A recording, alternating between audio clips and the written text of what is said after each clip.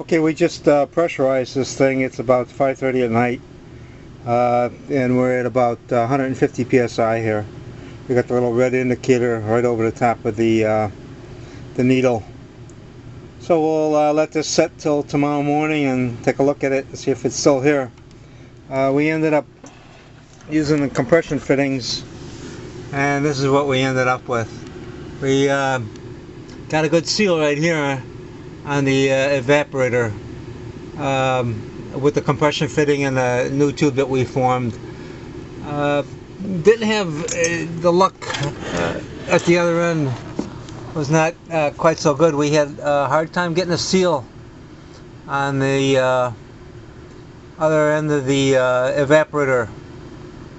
So we used some of this, I think it's called hydraulic sealant.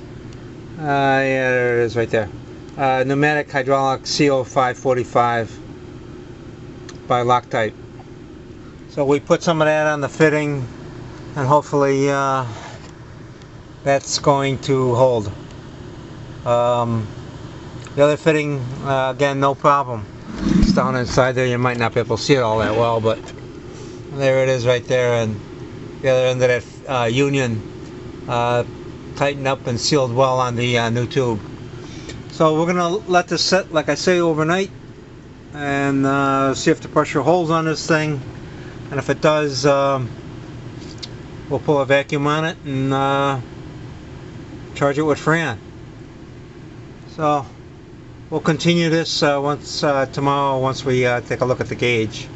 Also, like I say, the plastic melted away on this drip tray, so hopefully we can get something sealed up around that so it'll the water will drip down into the bucket. Alright, that's it for now. Okay, we did the damage to the plastic with the torch. We came back in because I don't want any condensation or dripping from the coils to come down inside the unit. So we sealed it back up with kind of a epoxy plastic stuff here, and we got this whole thing sealed back up. You can see all the white. That's what was it burned through. Even though we had all the rags and everything on there and the metal protecting it, that torch, we needed a smaller tip to do this job, and so anyhow we damaged the plastic. So this is the repair we did to that. So far it's about 9 o'clock at night, and the pressure gauge is still holding. I think we pressurized I don't know, around 2 o'clock or 3 o'clock, something like that. Anyhow, pressure gauge is holding strong, so we'll check it again tomorrow. We got this thing on its side. Somewhere during the night here, when this stuff hardens up, we'll stand it up, because I don't want the compressor oil to I need it to drain back down into the bottom of the compressor. So I just want to show you the repair we did to the plastic. And again, everything still seems to be holding strong.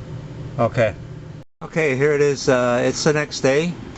This thing, we did the nitrogen pressurized yesterday, and we wanted to see if that was going to leak out, and it appears this thing is holding solid. It hasn't lost any pressure at all, and this is, I don't know, 20 hours or so. So that looks good. Well, what we'll end up doing is leading the pressure down to about 2 psi, and then hook up the vacuum to it. I don't want to bleed it all the way down. I want to have a little bit of nitrogen left in there so I don't pull any air into the system. Also, we did a plastic repair yesterday where this stuff melted out from trying to silver solder the pipe, and we got this plastic buildup in there, and that looked very solid too, so we should be good there. So we're holding the plumbing on this dehumidifier is good. Next step, we'll pull the vacuum and we'll show you when we get all set up on the vacuum so you can see how we're doing it and see how this thing works out. Also, we were able to fix the master cool nitrogen regulator. Had some leaks on it straight from the factory. Unbelievable. I mean, they should ship it without leaks, you would think, but whatever the case was, this was not. And there was 2 fittings on this thing that were leaking.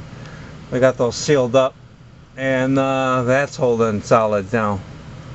So we've been playing leak fixer now. We'll get this thing a vacuum. We'll get the vacuum hook up on this thing and continue the video. Okay, this is the initial setup. We've got a vacuum manifold valve in here. It'll allow me to connect up a vacuum meter once we start pulling a serious vacuum. Right now I just got the that line is capped. This needle valve here is open.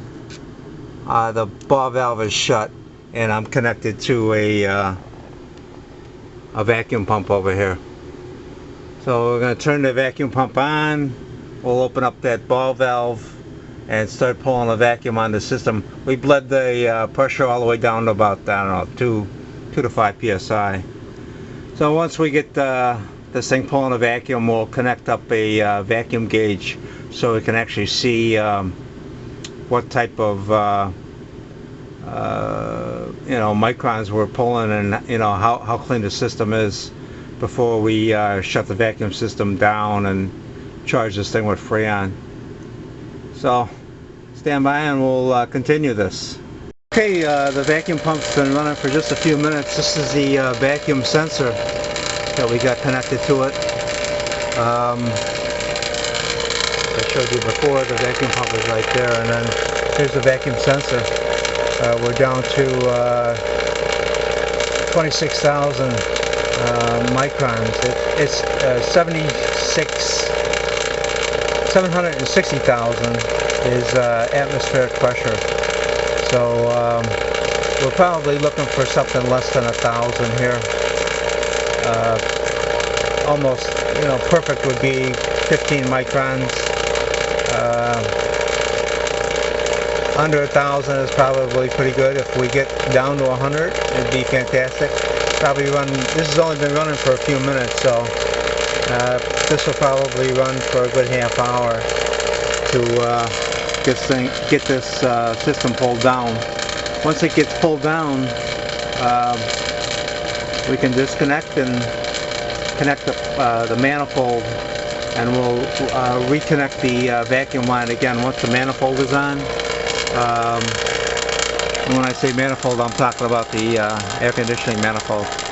So once we get that all connected up, we'll pull vacuum again to empty out the manifold, and then we'll put the Freon in it. Already we're down to less than 10,000, so it's going in the right direction. Things appear to be holding. Once we pull the vacuum, we'll probably shut the pump off and close this ball valve here and see if she holds vacuum. We know she holds pressure, so now we want to find out if she'll hold vacuum. If she does, like I said, we'll charge it up and hopefully this thing will work like a champ. Okay, the vacuum pump's been running for just over an hour, about an hour and 15 minutes or so, and haven't done anything, just let it run. We got the vacuum gauge still connected, and right now we're showing about 1320. So we're trying to get it down below 1,000. Below 500 would be great, but we'll let it run for maybe another hour or so, maybe an hour and a half, and see where it ends up. So I just wanted to show you the progress on this thing. It's once this thing starts pulling down, again, 76,000 microns is atmosphere, and you know, almost perfect vacuum would be like 15. The whole reason that you even pull a vacuum was, I guess I should explain that, is I guess from what I'm told or from what I understand, back in the day, what they would do is they would, you know, plumb everything together, maybe leak check it with nitrogen, and then at one end they would connect the Freon up, and at the opposite end they'd have a place to vent out the nitrogen and wait for the Freon to come, and that was pretty much it. Then along came science, and they figured out that if we pull a vacuum on this, it lowers the temperature of the boiling temperature of moisture, and at a perfect vacuum, all the moisture in the system is going to evaporate. It's going to boil off and get sucked out by the vacuum pump.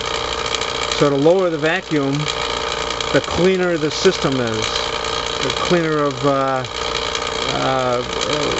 water contamination and moisture and that type of thing.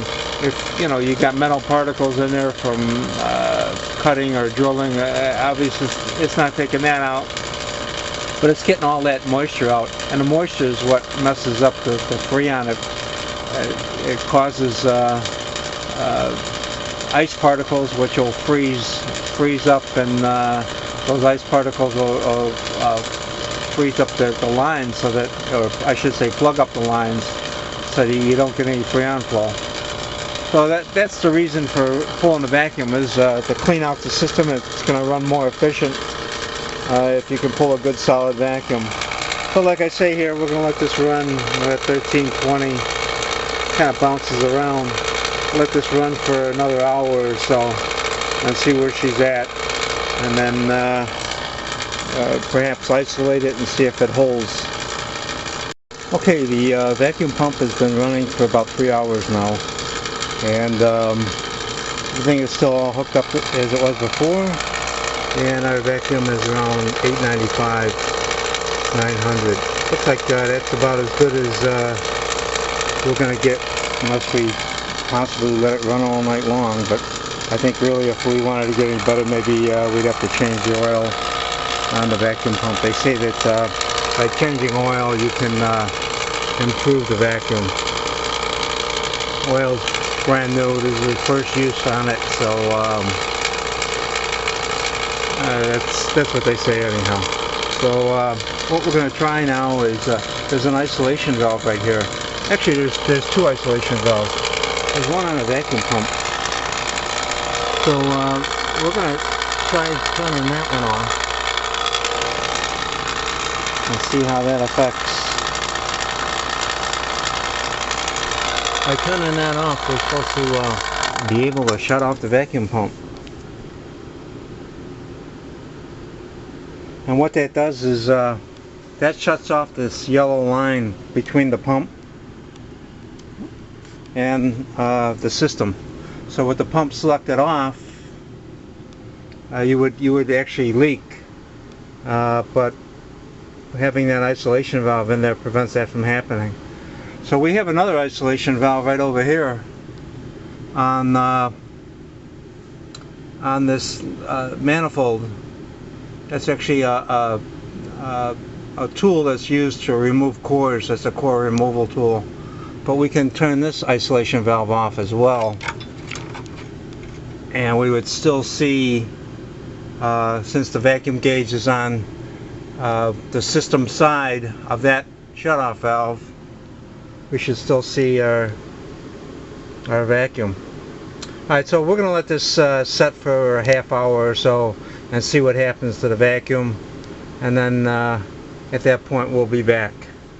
Okay, it's been about probably around an hour now. The valve is still shut, so we're just reading what's held in the system, and the number pretty much has doubled, or a little bit more than doubled. It's around 2,000, but it's stabilized. So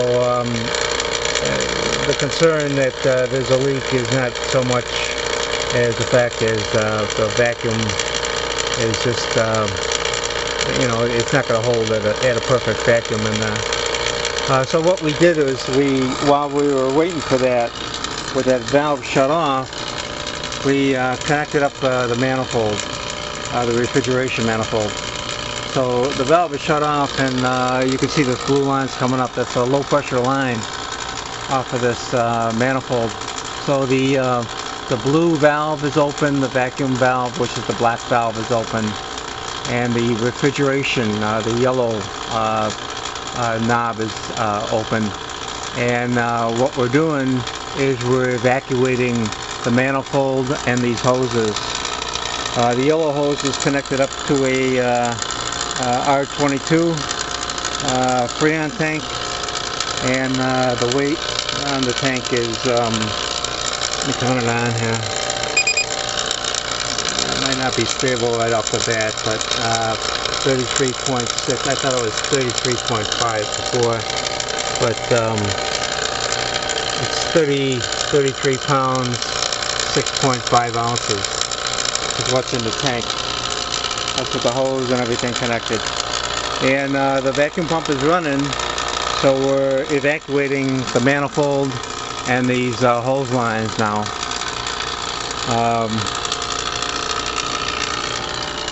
So that's what we're doing right now. Like I say, the vacuum in the dehumidifier system is holding around 2,000. If that would have continued to climb, you know, towards the sky, we, you know, would have had a concern that some kind of leak developed. But being that it's holding, we're not so much concerned. What we're going to do next, once we think this thing's been running for about an hour or so, we're going to open up that valve, and then we'll read what the manifold, all these lines, and the vacuum on the whole caboodle here. So once we get that to that point, we'll return. Okay, here we are. I've been drawing a vacuum now for about an hour.